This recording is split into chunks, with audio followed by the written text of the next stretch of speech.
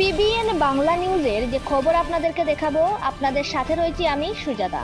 ত্রিপুরা বিধানসভা নির্বাচনের আগে 2023 সালে ফটিকরায় বিধানসভার অন্তর্গত পশ্চিম রাকাচড়া গ্রামের মালাকার পাড়ার মানুষের প্রধান দাবি ছিল যাতায়াতের সুবিধার্থে একটি ব্রিজ নির্মাণ।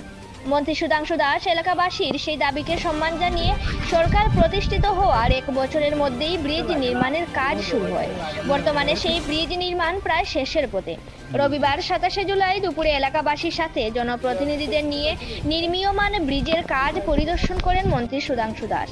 কাজের অগ্রগতি দেখে তিনি সংশ্লিষ্ট কর্তৃপক্ষকে নির্দিষ্ট সময়ের মধ্যে কাজ শেষ করার জন্য নির্দেশ দেন। মন্ত্রী সুধাংশু দাস কি বলেছেন শুনুন। কুমারঘাট থেকে রুকন পালের রিপোর্ট।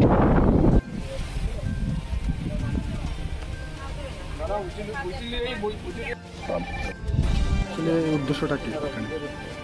আজকে পশ্চিম রাতাচড়া গ্রাম পঞ্চায়েতের 6 নং ওয়ার্ডের মালাকার পাড়াতে যে ব্রিজের কাজ চলছে ছড়ার উপরে পাকা সেতু, সেটা আমরা পরিদর্শন করতে এসেছি।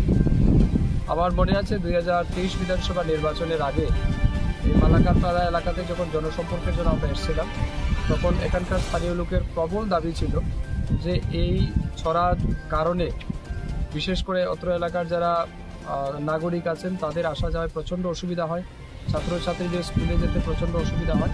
তো তাদের মূল দাবি ছিল যে আমাদের এই পাড়ার যোগাযোগ সম্প্রসারণের ক্ষেত্রে এখানে একটা পাকা ব্রিজ নির্মাণ করতে হবে। সেই তাদের দাবিকে সম্মান জানিয়ে আমি সেদিন বলেছিলাম তাদেরকে যে আমি 23 নির্বাচনের পরেই এই ব্রিজ নির্মাণ করে দেব, এবং যদি ব্রিজ নির্মাণ করতে না পারি কোনোদিন আর ভোট চাইব না আপনাদের কাছে। সেটাকে সম্মান দিয়ে আমরা এই ব্রিজ নির্মাণের কাজ গত 8-9 মাস আগেই শুরু হয়েছে, এখন প্রায় সমাপ্তির পথে। আরও আগামী 1 মাসের মধ্যে আমরা সেটাকে উদ্বোধন করতে পারবো। তো সেটার কাজের গুণগত মান এবং সঠিক সময়ের মধ্যে সম্পন্ন হচ্ছে কিনা না, এটা খুবই ইন্টারেস্ট থেকে এসেছে। তো আমি ধন্যবাদ জানাচ্ছি স্থানীয় পঞ্চায়েত জনপ্রতিনিধিদের, তাদেরও অত্যন্ত আন্তরিক প্রচেষ্টার কারণে সেটা সম্ভব হচ্ছে।